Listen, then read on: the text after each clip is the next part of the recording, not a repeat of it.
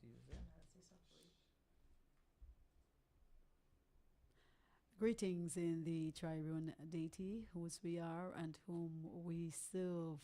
It is such a great honor to be back with you yet another Thursday for the Threshing Floor Helpline here on Hope 103.1 FM. Of course, we're streaming on the YouTube and Facebook channels. So if you're just joining with us, you're coming from work, you're converging at some location, and you're hearing via your radio device, we want you to take the opportunity to spend this time with us, maybe just an hour, to spend this time with us because we are going to be talking about a very important topic. And of course, we've seen the evidence of that in the last couple of weeks with rape, sexual violence. And so share the life with a friend, a neighbor, a colleague, and let them know that they can join us here for the Threshing Floor Helpline as we dig into this very important topic. Again, good afternoon to Grenada, Carriacou, and PT Martinique, shouting out to all our IPA family across the island. And we're inviting you to join us. If you're from a different denomination, wherever you're from, wherever you're located, whether it is in the diaspora, please continue to join us here at the Threshing Floor Helpline. So in studio with me, and of course, you know, this is how we do it. We're upgrading things here at the Hope 103.1 FM station, and we do encourage you to support Hope 103.1. And of course, joining with me here in the studio, I'm not here by myself, but I am going to be joined with Pastor Ruth here, Pastor Ruth Roberts, the author of Fallen Princess. And of course, we are going to be discussing the book and its implications for us. And of course, the lovely Keri-Ann Alexander is going to be also with us here in studio. So we're in for a treat this evening. We are going to be digging into another narrative. Last week, we talked about the narrative relating to the Dinah incidents. Dinah, Tamar incident, and today we're doing Dinah. All right, so let me just allow them to greet you and to give their opening comments. Pastor Ruth. Well, good evening, good morning, good night, wherever you're listening from.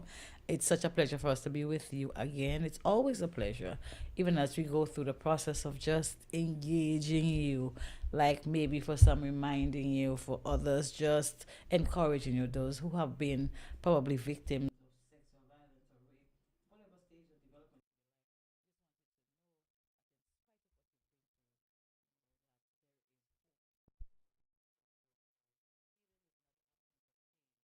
the ability to turn pain into purpose. You know, once you understand that even your pain has a purpose, then it gives you a whole new perspective. And hopefully it begins that long for some people journey of healing. At the end of the day, the fact that we can change what has happened, but we can allow even the bad things that have happened to us to help us to grow and develop and even fulfill our purpose. So it's an absolute pleasure to be here. Maybe you could, ask someone to join, call a friend. Maybe something that we will say here this evening will help you or someone else you will share it with. So my pleasure. Great, great, great. And the lovely Keri-Ann. All right, so good evening, everyone. As you know, it is a pleasure to be here every Tuesday as we have the difficult Every other Tuesday. every other Tuesday as we have the difficult conversations. We understand that this is something that needs to be spoken about. We understand how important it is to break the silence, and we're just here every week talking about a different story so that we can encourage somebody. Somebody needs to know that even though you have been assaulted or you may have been raped, it is not the end. And just establishing early that we're not just here as it relates to advocating for women, but men just the same. And so we are here with you to do another program, and I trust that is going to be a blessing to you. Of course. And we do want to empathize with our country at this time.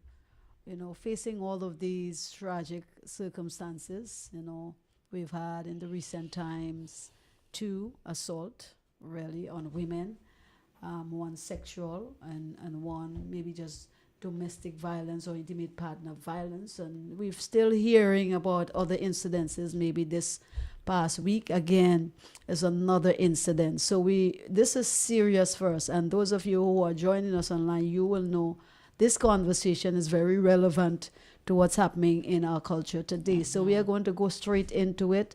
We're looking at the story of Dinah. These are stories that are in the Bible, of course. So, the Bible is very vocal when it comes to the matter of rape and sexual assault. So I'll hand it back over to Pastor Ruth, who's going to introduce that story in Genesis chapter 34. I mean, even before I read the story, I'm just thinking about like the situation as we have it. And last night I was listening to the part 2 of Beyond the Headline, and I want to say that it was really an excellent program. I tried making a call so that I can lend my voice to the process, but it didn't happen last night. But I just want to say the fact that we are beginning to talk about it, that it could become a top conversation. I think it's a good thing. And while I was listening last night, what came to my mind was that, a lot of times when things like that happen, it is national. Everybody's talking about it. It just reminds me of a pool of water. It's a really, really mucky pool, but there are hundreds and hundreds of crocodiles, and everybody's looking at the pool. And sometimes the crocodiles tend to submerge themselves under the water. And every once in a while, one will kind of come up above the water, and everybody's like, oh my God, that's a bad crocodile, But it has been there, submerged under the water.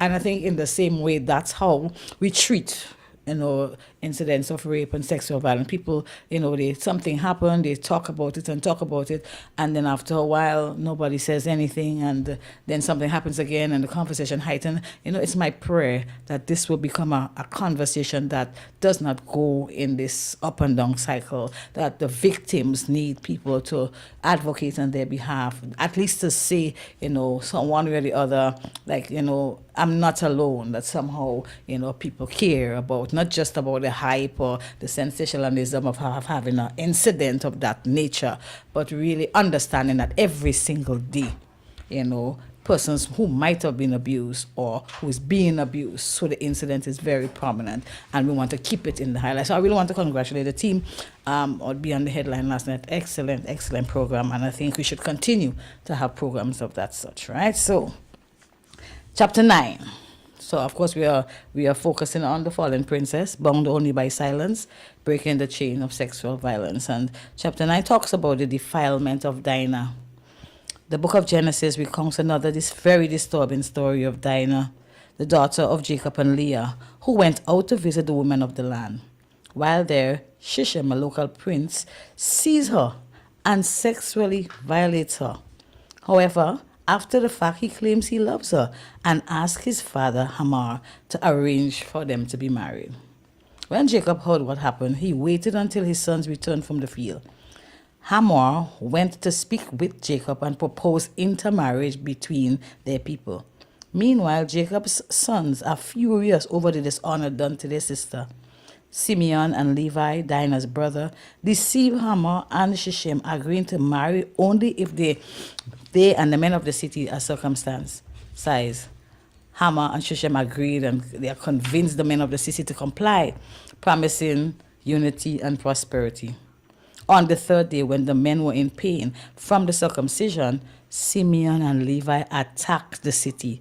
They killed all the males, including Shechem and Hamor, and rescued Dinah. Then the other sons of Jacob plundered the city, taking livestock, wealth, women, and children. Dinah's father Jacob rebuked Simeon and Levi for making him and his family vulnerable to retaliation by the surrounding nation, but refused to acknowledge the even more important issue. His virgin daughter was violated, scorned, humiliated, and traumatized for life by this single experience. The response of her brothers, however, highlighted a first stand-up and defense of princesses. In verse 31, her brother said, "Nobody is going to treat our sister like a whore and get away with it." While Fallen Princess does not condone acts of violence of any sort, whether against perpetrators or survivors, it recognizes that Dinah's brother's stance to defend their sister and highlight this as a positive to the extent that it does not involve deception and murder or harming another person. They stood up for her, the greatest desire of most victims of rape and sexual abuse, and the missing element that result in trauma. This passage, however, forces us to look at the extraneous circumstances and examine the reality of what happened in the story. The outrage of Dinah's brother is understandable, but the violent revenge far exceeds justice. They went beyond the arms of the law, and that is condemned by this book. Just as Jacob once used deception to steal the birthright from his brother, Esau and his son now do the same with deadly results. There can be no true justice with deception. It defeats the purpose of truth in and truth out, and it also is condemned by this book. The brothers act to defend family honor, but without seeking God's counsel. The spiritual nature of rape and sexual assault necessitate a deep devotion and dependence on the power of God to bring deliverance, and does not include taking matters into your own hands. Their actions put the entire family at risk of attack and brought Dinah to an open shame. This is not the modus operandi of this work. The act of speaking up and speaking out must be carefully thought through, prayed through, and done with the correct intent. This chapter stands out because God is not mentioned, hinting at how people act without his direction. The wise King Solomon in Proverbs chapter 3 and verse 6 says, "In all your ways acknowledge him, and he shall direct your path." When we seek God's wisdom, he gives us in abundance. If any of you lack wisdom, you should ask God, who gives to all men generously, and do it without finding fault, and it will be given unto you, according to James chapter 1 and verse 5. I'll stop. I'll come to people. I'll stop there. All right. This is a very interesting synopsis of this narrative. Mm-hmm. Very sad, very unfortunate in so many ways. So let's talk about this situation as we unfold, and everyone really loves a good story. Yes. So we can relate to a story, and this girl's story is not a pretty one.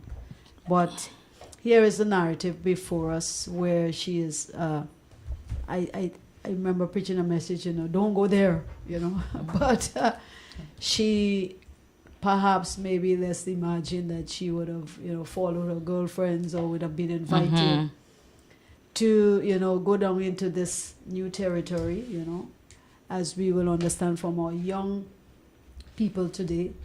You can invite us to certain things that might be happening. Maybe there was a party going on. Maybe there was an engagement going on. Maybe there was a concert.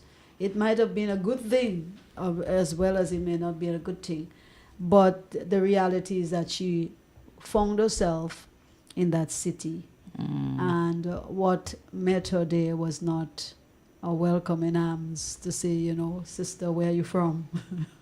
But a violation. So let's talk about, and some people would say, she looked for it.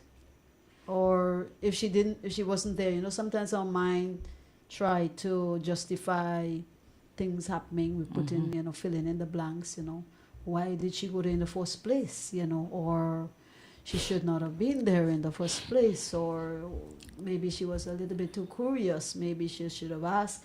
Whatever, woulda, coulda, shoulda.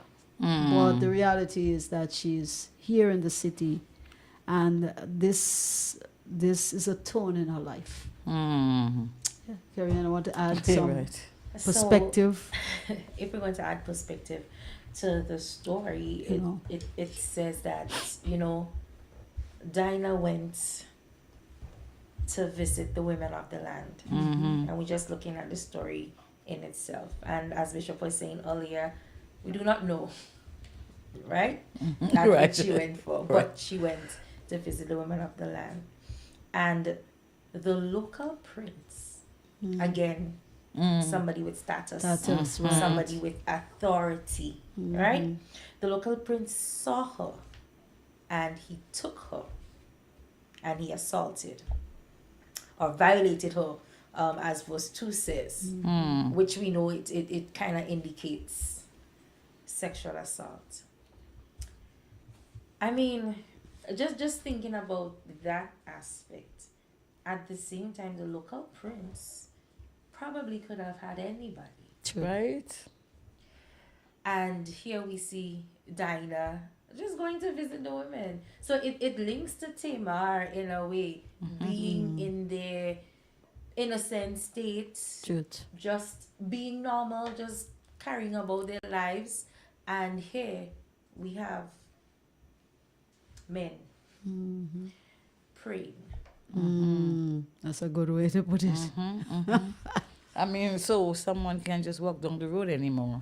You know, it's like a child is going home from school and all of a sudden someone decides to do whatever they want to do, almost like if she herself doesn't have a voice to say. If he was the prince in the first case, why didn't he go to her father and ask for her hand in marriage? So what are we seeing here in terms of the need to violate? Because in this case, he did not have to violate her. Right. He could have just gone in the same way. Albeit there were enemy nations, whatever. They might have had tension or whatever. But then he just feel, I am the prince. You know, I have the power to have anybody I want, as some people will say. And the attitude sometimes of perpetrators sometimes is really heart-wrenching, because it's like as if there is no consciousness of people's personal boundaries, people's personal spaces. If you can just like Amnon did to Tamara last week, he just want to have her and he just have her. It's like, So does this speak to the attitude of men? attitude. And perhaps this would have been something that is habitual, Right. you know, because these things are just pop up, Right. you know, like balloons everywhere. And you know, when you put it into perspective, and you can actually, I don't want to say put yourself in the picture. Yeah, please But don't. it tells us that it could be Could anyone. identify Anyone. yes, It yeah. could be anyone at any point in time. So when we take the story into perspective, you know, you can see, and I believe when we take it into perspective, we're going to see the importance of Yeah. the matters that we're dealing with and how we can now help Yeah. somebody. So we have to pay attention to the setting Yeah. of the stories. Because almost it's like an exposure. It's almost like Yes. she's just walking down the road As normal. and someone Yeah. just snatches her. And he didn't ask her a question, maybe didn't even ask her name. And even within the context of the story, everybody's doing everything, but nobody has yet acknowledged Dinah. Like, you know, the brothers did whatever they did. We will get on to that. But it's as if she's like she has a name, but she doesn't have a say, as you say, in the process. So almost like Yeah. she just got violated and everybody's just doing whatever revenge pleases them, and nobody's not thinking about, okay, what about her? Yeah. What about her? I mean, Right. but what troubles me a little bit about this narrative here is that she were in the company of other women, okay, other daughters. So Yeah, I is figure- this a lure? Is this a trap? Is it, something that, these kings and these princes, they create these platforms, they create these environments where they lure women, and we do it in our country, right? We have carnival, they had just did a love fest, for Valentine's in Quarantine Point, and everybody, oh, this is a love fest. But are we being lured into environments where perpetrators are just waiting? Well, I mean, Do you think that in this it's fair to scenario, say? I imagine her just walking down the road towards the city, and that might have happened along the way. I mean, it just because people are outside doesn't mean that, okay, like anybody has a right to snatch them wherever they go, whatever they do. It doesn't even matter what they wear. Of course, we encourage young women to dress modestly and all of that stuff, but no one has the right. No Right. matter where somebody Right. goes, no matter what is happening, no matter what they wear, to snatch them and do as they please. Right. That, Because it like, we says must she say was that visiting the unequivocally. women of the Yes. land.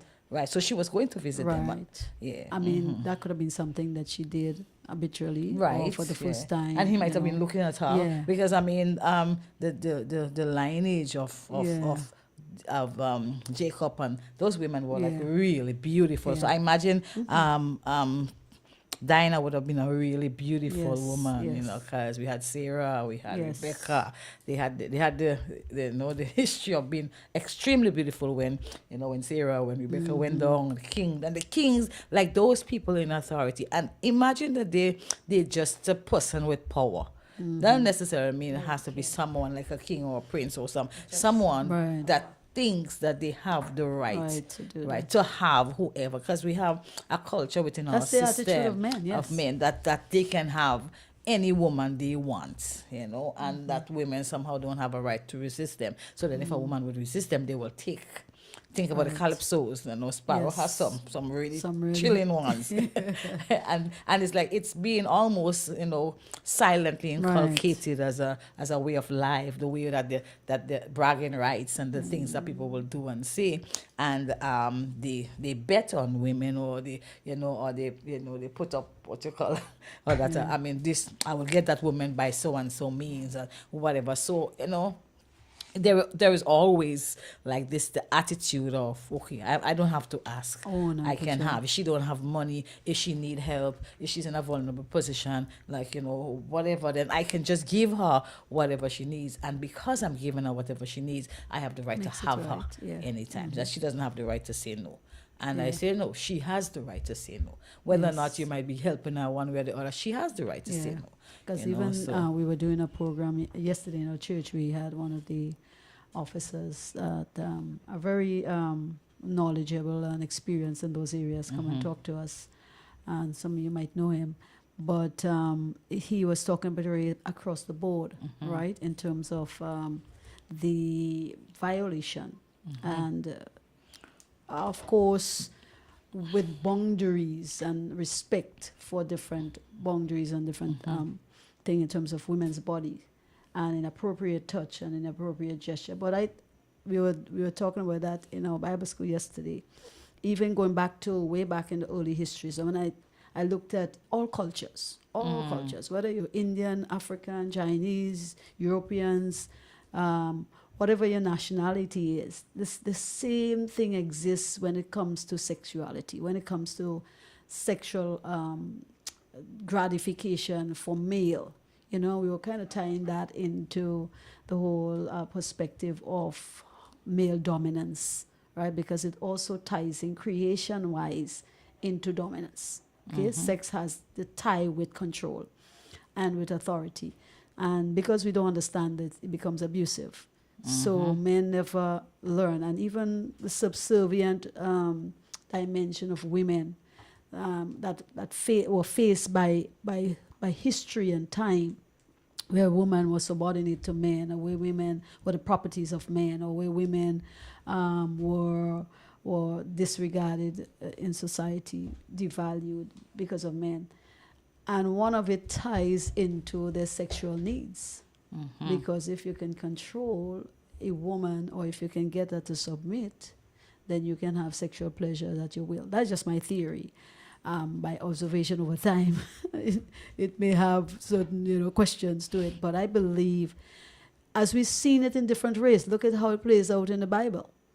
Look at how it plays out in different culture. Look at how it's playing out in Grenada, right? There's a dimension of our human sexuality that are very powerful, even on the male side, that they don't understand, right? And so it becomes an opportunity to gain that control, to gain that authority. It's an opportunity to say, well, we own you, or to say that you're here to satisfy us, you're here for our benefits and pleasure. So the paradigm is what I'm trying to kind of. Yeah, I mean, while we know, like with no fear of contradiction, that the rape of men is also, by yes, far a very very high different, percentage within the yes. society, and then the idea of silence is kind of somehow kind of shielding the data in that regard. But in verse 2 of Genesis chapter 34, the Bible says, when Shushan, the son of Hamor, the Hivite, right, the leader of the region, saw her, he seized her and lay with her by force. NIV says he lay with her by force, and he was strongly attracted to her, right? And the Bible says he was in love with her, with the young woman. So he spoke affectionately to her, like Like really. Like really, like really. After you want, So again, after I you mean, violate her, now you want you to see talk. a woman, Yeah. that's the first thing Yeah. you want to do. That's You what know, I'm it's like, saying. why Like, is it the sexual drive is the first and what is the thing? mental paradigm in this regard? Yeah. Like as if there is something of a kind of overpowering force that Yes. sometimes forces people to take the decision before they think. I heard Mr. Hector was talking about last night Yes. that they don't get to reason and think Yes. before they actually take the action. Now, after he would have forced her and he would have raped her, now he want to talk kindly about and affectionate, and you could understand why, like people might become angry and aggressive and stuff like that. I'm wondering why he brought up the issue of love after the act. Hey, And Well, that's a why- contrast to a what we very see last week. It's a very Because- Why vexing- not the love? Why didn't he approach her and say, "Well, I'm interested"? Because last week with Tamar, he actually hated her after. after, and this time he's proclaiming This that one he is loved loving her after. I mean, is that really love? I mean, It's what Definitely is that? not. Is that? Definitely. It's an That- infatuation. That's compulsion. That's a loss. That's Yeah. He's like he just It's recognized, control, well, this yeah. is a good girl. It's Maybe control, yeah. he just recognized maybe she was a virgin or whatever. So somehow she becomes suitable after you have violated her. And the thing about it, when it comes to violation, based on the research and all that we see, once that has happened, once the violation happened, it changes the dynamics of how the victim feels.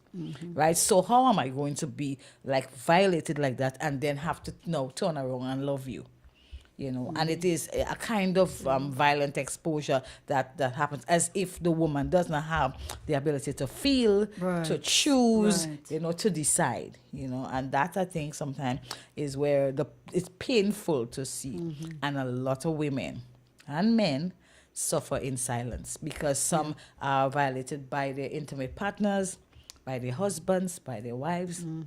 I mean, we will look at some of the stories in the Bible where we have a chapter entitled "Married to My Rapist." Yes. So this person is married and she is constantly being raped by her husband, but then she's expected to behave herself, right? Right. She's expected to still Yes. submit because some people are of the opinion that if you're married, Marriage, that they cannot be Gives you the raped within the rights, yeah. context of marriage. And I'm glad that even now the law has agreed Yes. that rape You're is spending up to 5 years. Yeah, or rape is rape. fined or confined. rape is well, if it's not consensual, Yes. then it is rape. So don't come and talk to me about love afterwards, after you've grabbed her from the street, like if she's some kind of, and then animal, and then you want to Yeah. proclaim. And it's understandable why the brothers were so angry. We don't agree with it. But these are the things that it becomes vexing, in a way, because it's like, why would you treat my sister like that, And then you want to come and ask for So Oh, and I marriage. think that's what I was alluding nonsense. to. I'm wondering here if it's not a situation where possibly after the act he thought about her brothers. Possibly after the act. So He talk in a about the way consequences, to soothe yes. it now, he To brings get away in from this the, kind yes, of the responsibility. because one of the things is with perpetrators after the act, according to Yeah, who they the walk it victim out. is, they would say to you, if you say anything, this and that. Right. That's one angle. While on the other angle, for you Like to not David, say yeah. anything, they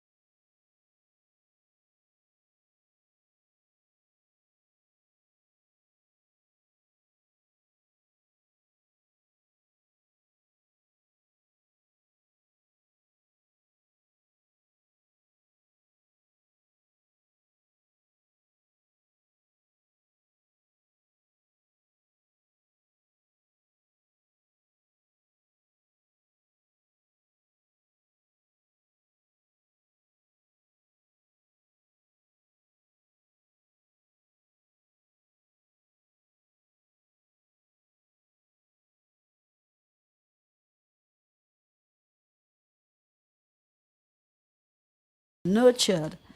The paradigm of men is never like,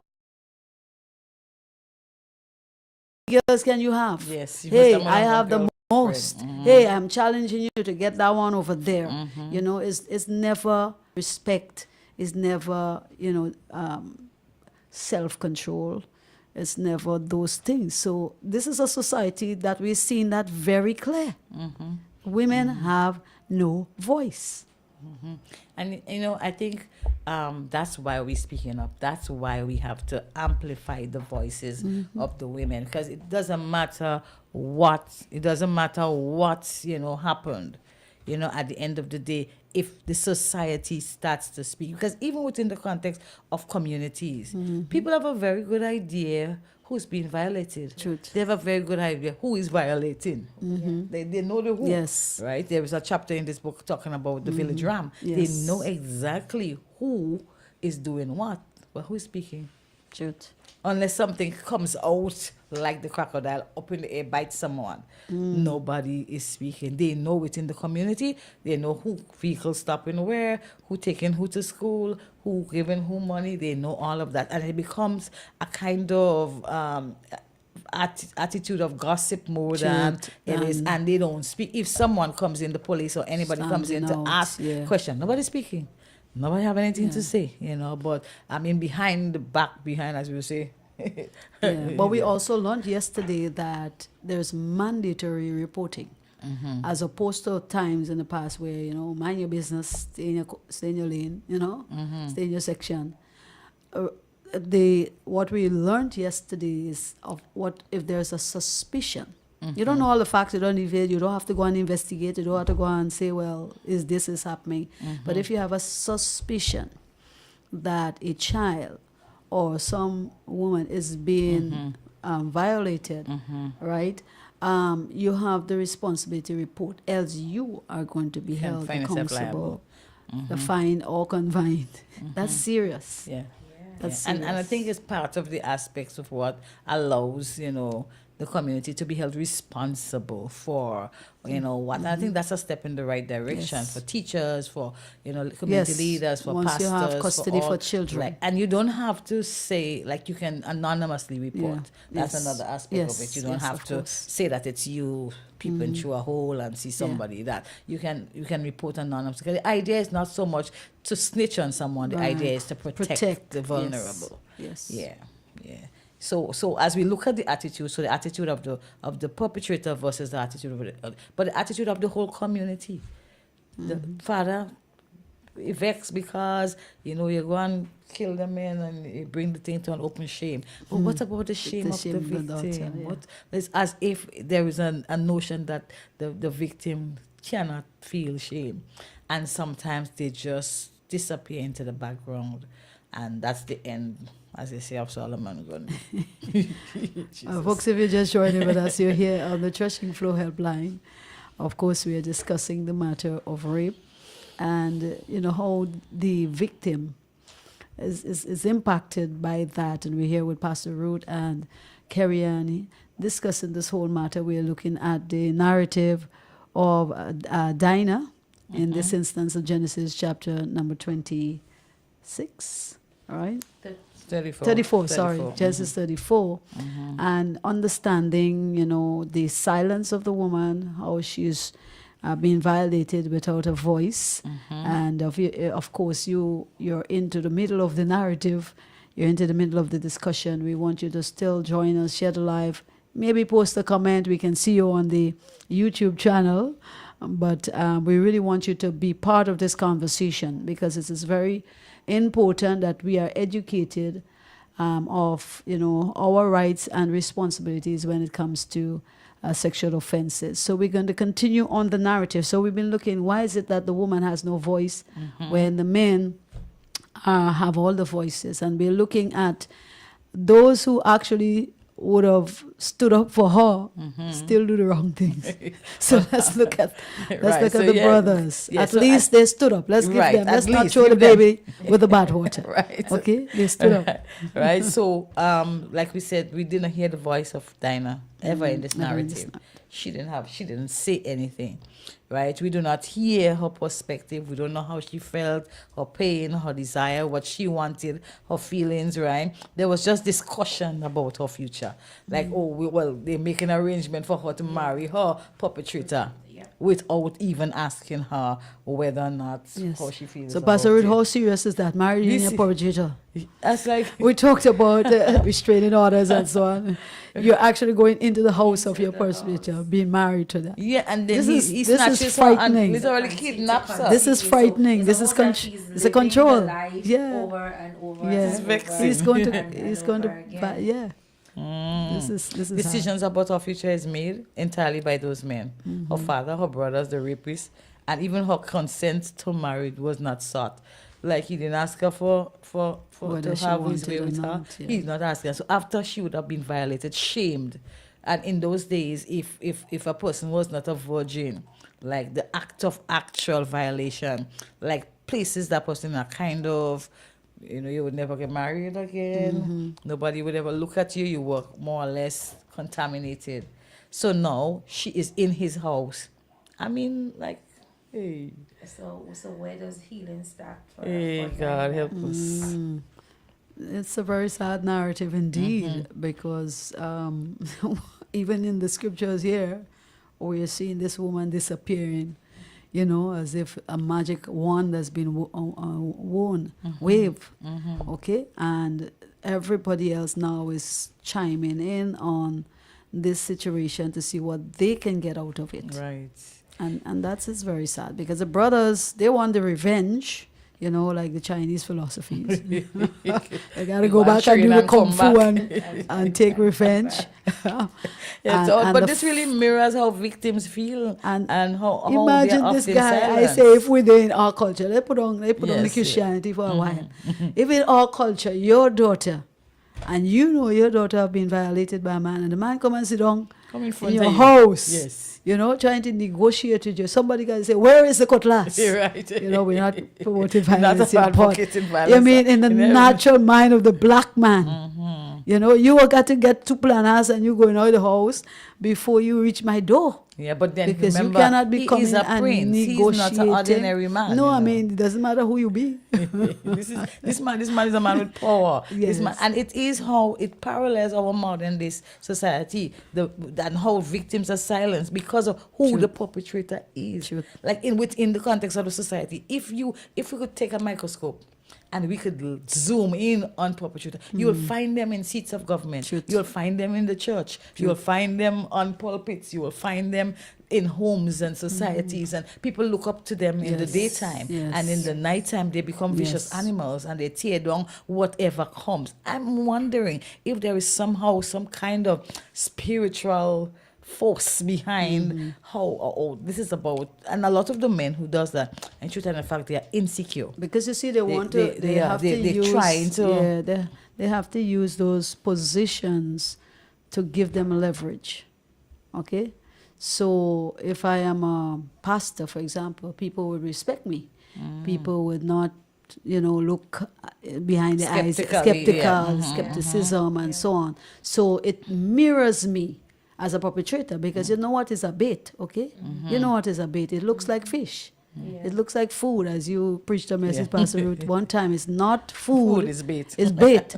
So That's they a good have to hide themselves, right, behind trust or trustworthy Right. positions, Right. so that they can prey on their victims, right? And so that is why, and the officer tell us, he said, these are the people who not outside your home, the creeps on the street, but the one inside your house, your father, your mother, your brother, your uncle, right? These are the ones that they put themselves in position of respect and honor and high status, so that they can easily be accessible to the victims that they want.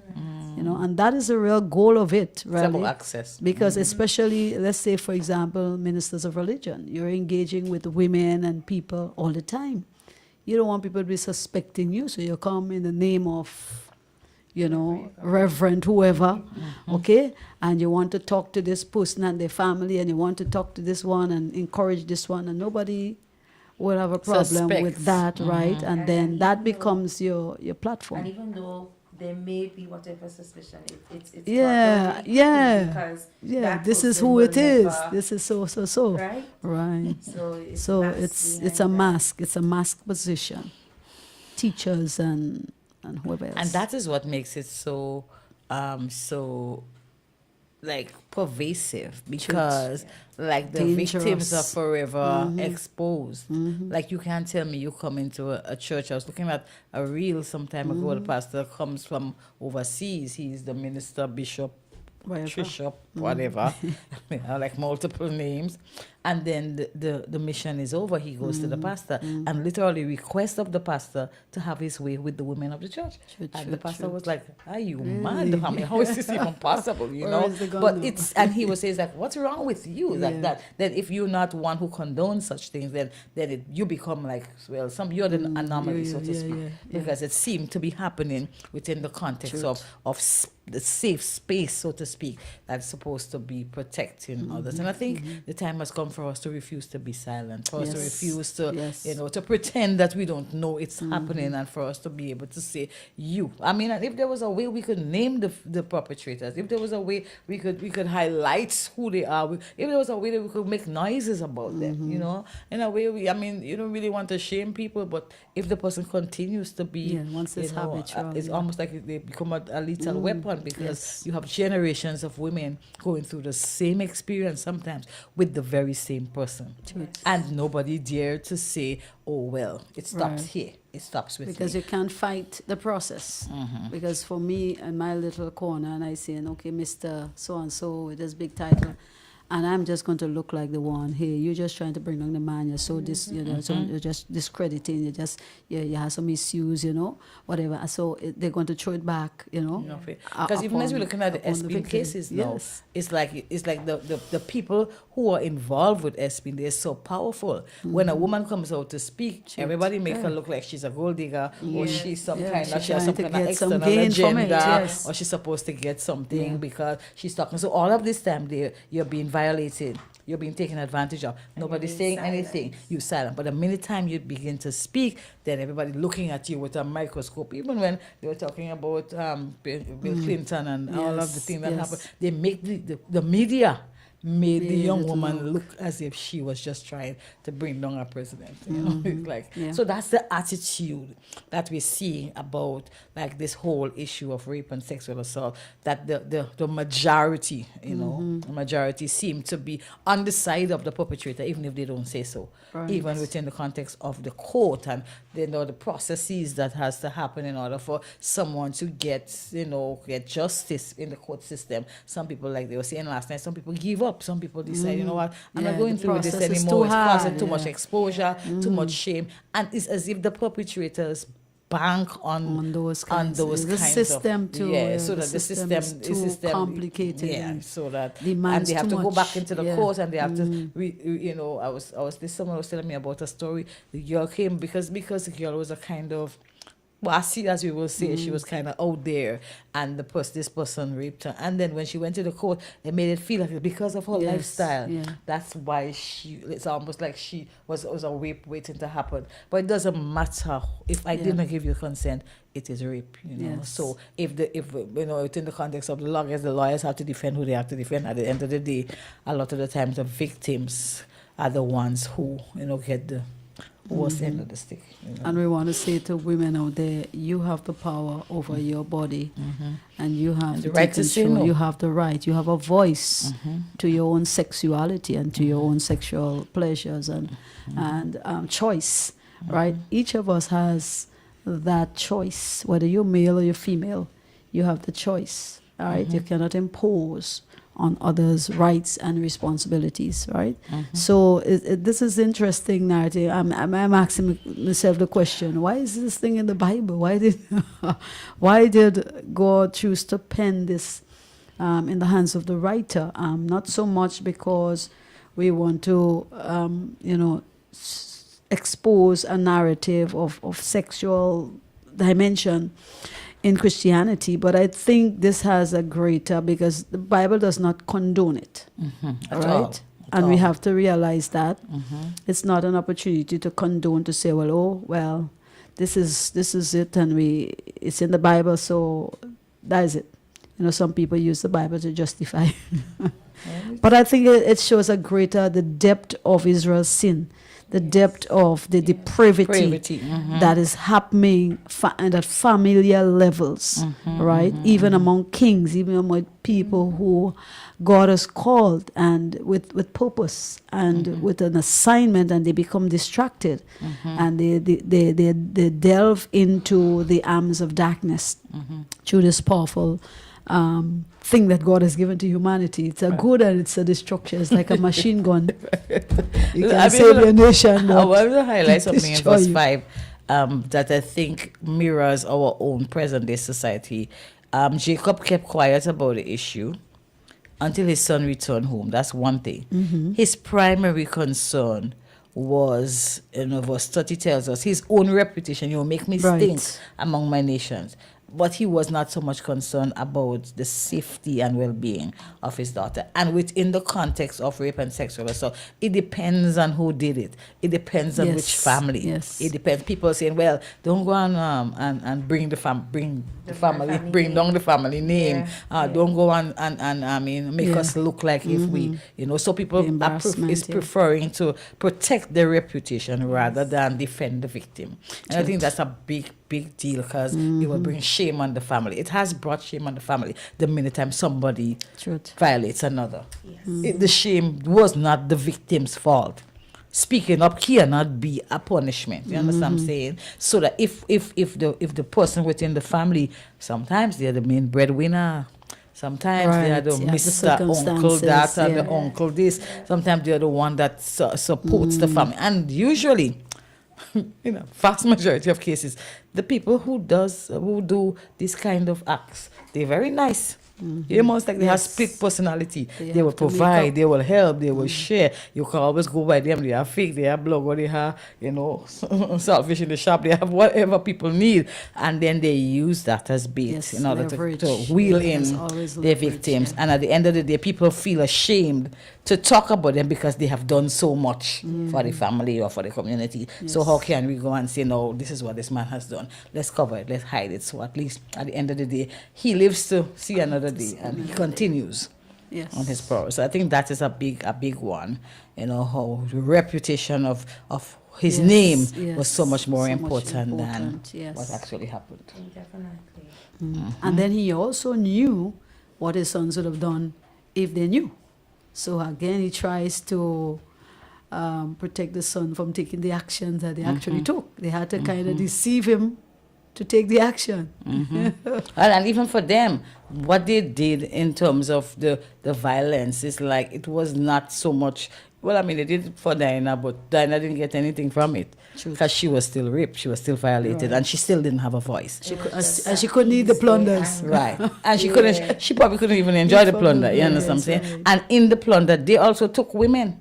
So why did they take their women? Why did they take you're trying to kill somebody for violating your daughter, but you are violating somebody else's daughter. So because they kill the man to take the women. It's close to home. Talk to me. When it hit home, it's different. It's true. It's deception. It's really deception. It's like, what is the big sword about? What are you fighting for? Why did you kill these people? But it shows also, and in the process of killing them, you're still taking their own daughters. It shows that rape opens a kettle of wounds. God, it's like see?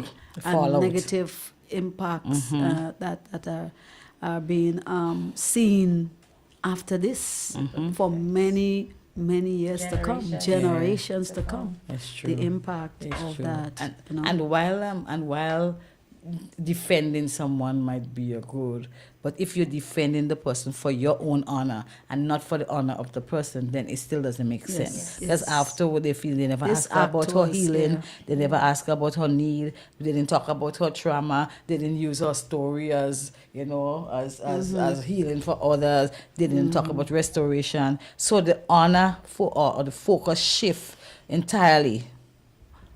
It was about male honor and Yes. revenge. You see, that's it the was point not we're about the making. victim. That's the It point we're making. It was not yeah. about Dinah Because at it's all. about The family's yeah. name. Right. It was Yeah. about the Because I family mean, it's name. part of the negotiation of Shem as well. Because Yeah. he says, "Look, let's intermarry. You take our daughters. You're trying to make this thing right. Mm-hmm. You take our daughters, and you take your daughters, and there will be an But exchange." we can't make it right. It Because can, wrong was wrong, Yes, two I'm wrongs, saying. two Yeah. wrongs cannot make Yeah. a right. Yeah. And I think that is important for us to understand is that even if you, I mean, you will feel it, someone would violate somebody or hurt somebody people, the natural reaction will be like to retaliate. But in truth and in fact, two wrongs cannot make a right.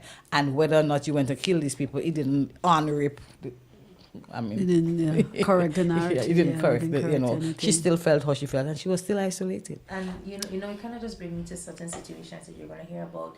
When people are raped, and even when the family finds out about it, and the perpetrators, as we say, bribe. Right. Yeah, An right. attempt to walk your yeah, way They call that through. hush money. Yeah, hush hush money. money, yeah. And some people accept it, and it's like, how much money would be enough for Right. Understand, for, sir? for what was lost, True. for Yes. the ravaging of what took place to the individual. And so we're seeing it here, even in our modern day. Yeah. With what just happened here a while ago. You do. Wow. You do. And while because there is a story in the Bible about that, where the rape of a 6-year-old and the grandmother took hush money, Yes. and at the end of the day, it's like whatever you would have gotten does not help emotionally. What's about the emotional pain, psychological pain, what happens to the person? How does, and in some cases they never ask her. She was 6, raped by 2 big men, and then she don't know what happened. Nobody asked her how she felt. She left in the night, came back maybe at 11 o'clock, slept under the bed. Nobody asked her how she felt. Her grandmother gets up in the morning. I guess the man told her what happened, who saw, and then she said, sent her to the bathroom to bathe. Then we go to the doctor. The doctor did whatever the doctor did, and she said almost like she was raped all over again, like the whole open up, drill. having to expose yourself and all of that. And then nobody asked her how she felt. And she said that woman was talking to me and she was in her 50s. To this day, nobody asked her what happened, how she felt, what's going on. And the thing about it is that throughout the course of her life, the emotional fallout for her was enormous. She went through a whole host of all kind of, including attracting different rapes in different stages and ages of her life. And I think one thing victims ask for more than anything else is as if, like, just behave like I'm here, like I'm actually visible and I'm seen, Pay and in attention. a sense of justice, to say, okay, at least somebody acknowledges that this thing has happened to me, and that for some people is what the thing that you stick there and you can't go further. I mean, nobody acknowledged to this day that this has actually happened. Then you have to interact with the person in the community, and then the person who pass and say hi to you. And I remember she was a big woman in her 40s and so on. And she saw the guy, and the guy wanted to come and make a joke with her, and she was still so angry she could have just ripped Snatch him him apart. away, Yeah. And she's like don't talk to me, like I don't want you to, I'm not your friend, and so sometimes we see people angry, we see people respond in certain ways, and we still don't understand that underneath all of that are beautiful people who was just broken, Yes. who was just hurt and did not get justice. Yeah. And if we, as we, have to wind down there, but if we think about, what is somebody's watching out there and they would need to know, well, just a hopeless situation. How can a woman recover from this? What are some steps that we might be able to take to avoid, things like that happening in the past, right? In our culture, in our present, see, we can't just say, okay, all right, that's how it goes. We can't do nothing about it. Sorry. But I believe that, unlike in Dinah's time, where no women stood up for her, no men stood up for her, no society stood up for her, no one championing for no cause of women stood up for her.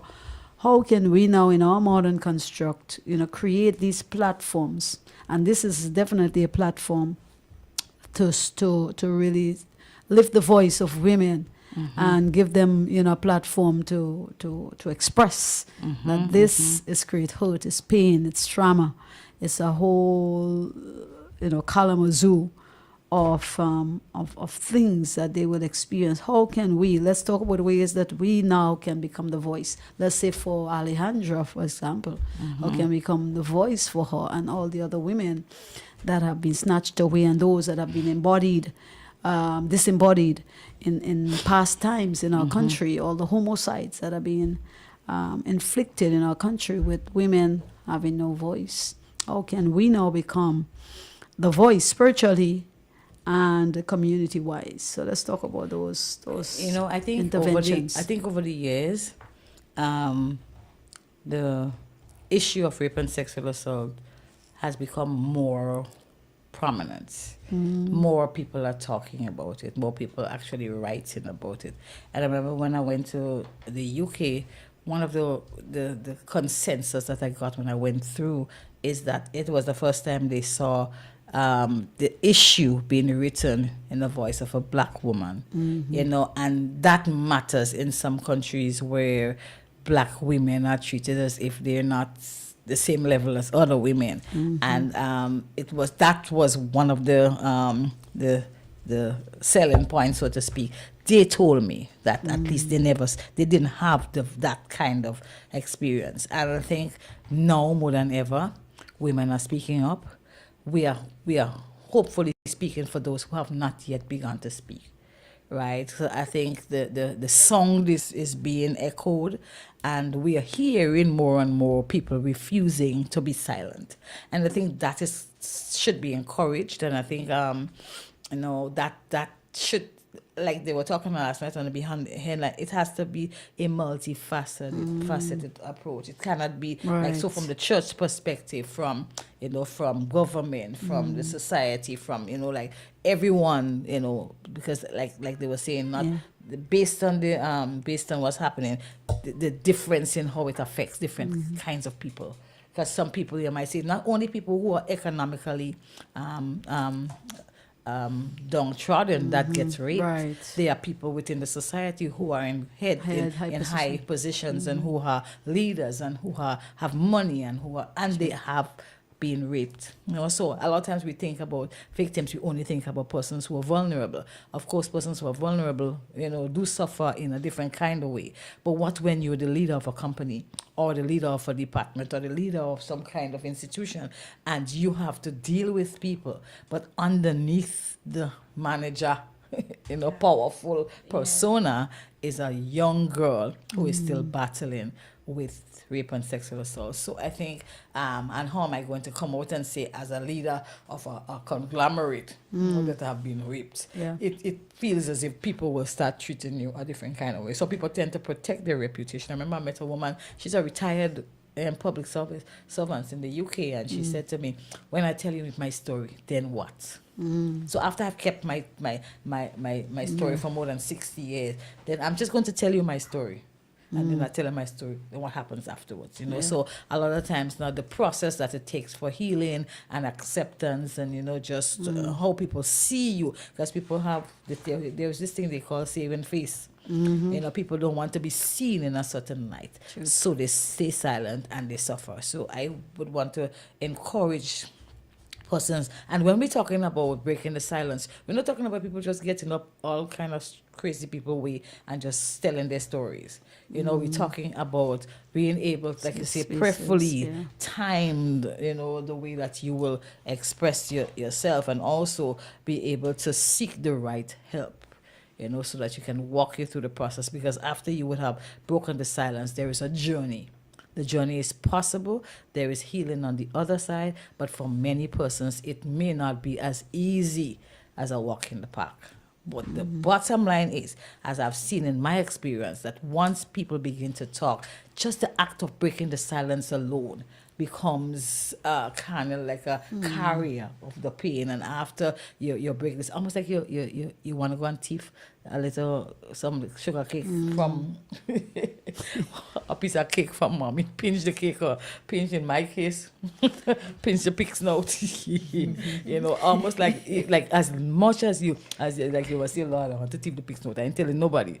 But if I were to tell you, all of a sudden I feel like different. I don't feel so guilty because I know that that at least somebody know. When you're hiding that secret, it can become a dangerous, even lethal weapon. And so, it's important for persons to begin to break that silence. And the silence only protect the perpetrators.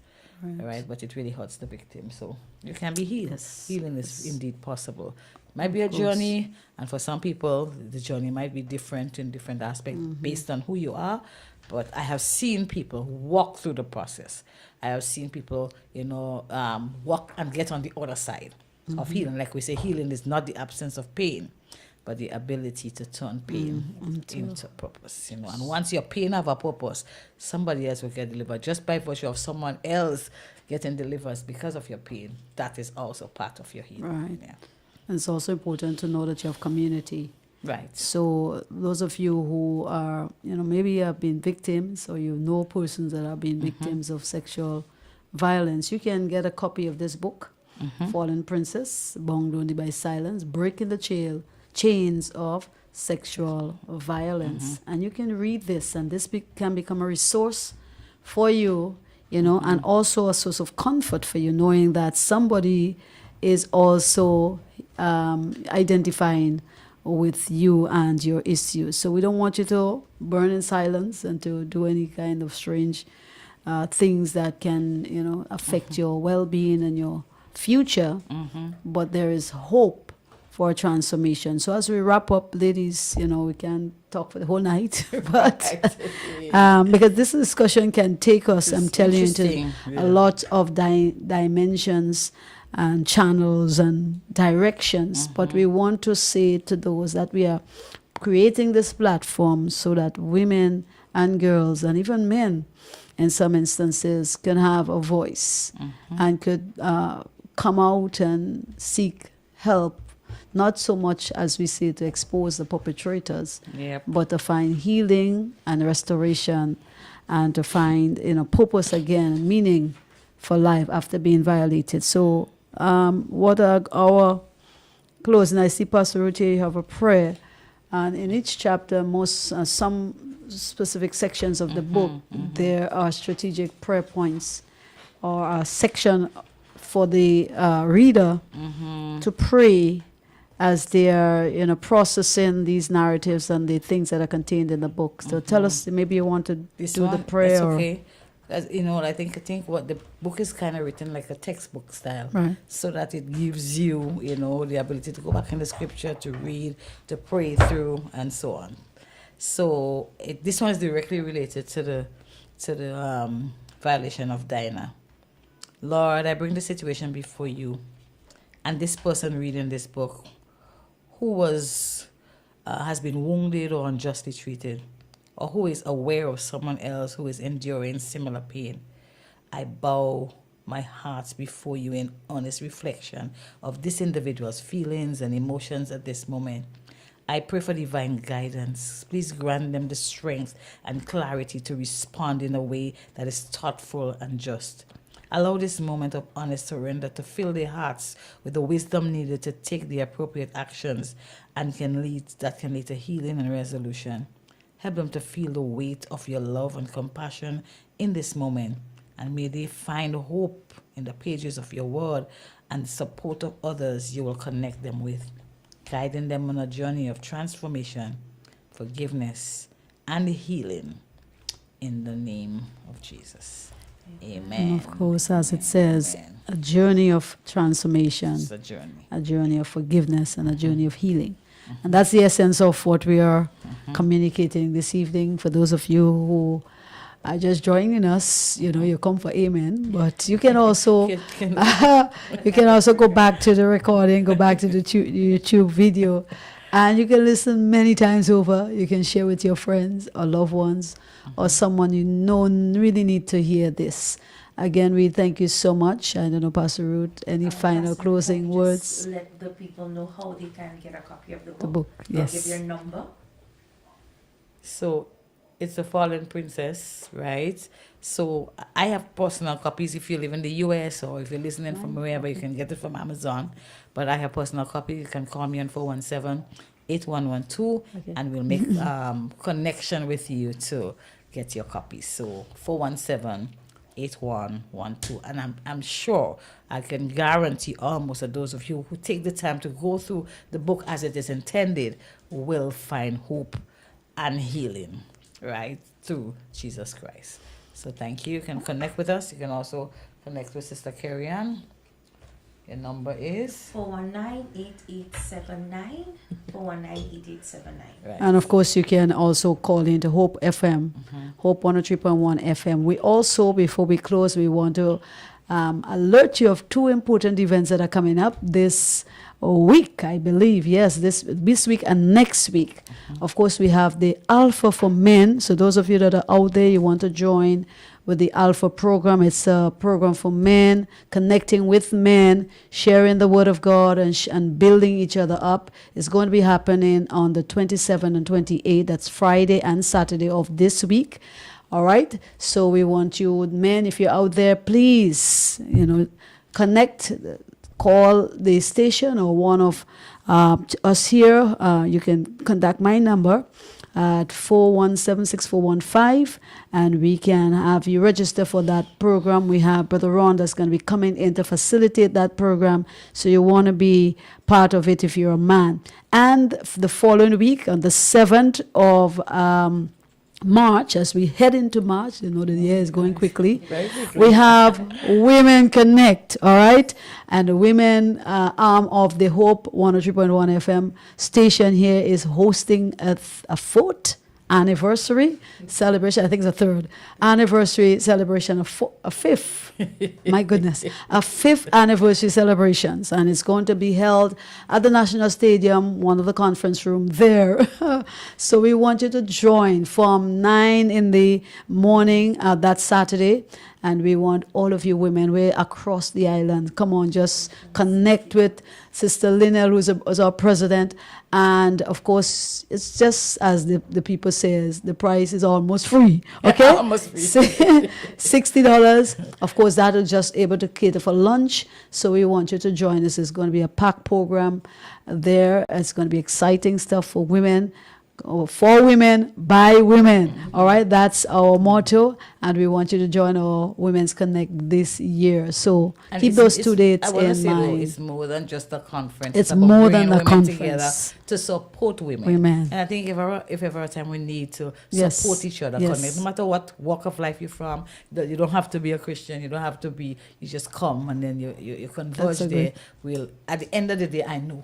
It's a I great know point. it's So going good to be food, good. interesting activities, cosmetologies. You have women on the runway, demonstrating be good exciting. wares and appropriate wares for different occasions. It's not no sit down and long talk, okay? It's going to be exciting. It's going to be interactive. So we want you to be there to support the Hope Women in the Women Connect Conference 2026. So again, thank you for the engagement this evening. Thank you for letting us into your home, into your space, into your private environment as we chat about rape and its impact and influence. So you're going to be joined. We are going to join you again every other Thursday for the Threshing Floor Help Tuesday. I still had to get accustomed with the Thursday thingy, but every other Tuesday. So give it a week and then come back, and you'll join us here at 6 in the p.m. So thank you so much. Do enjoy the rest of the week, and may God bless you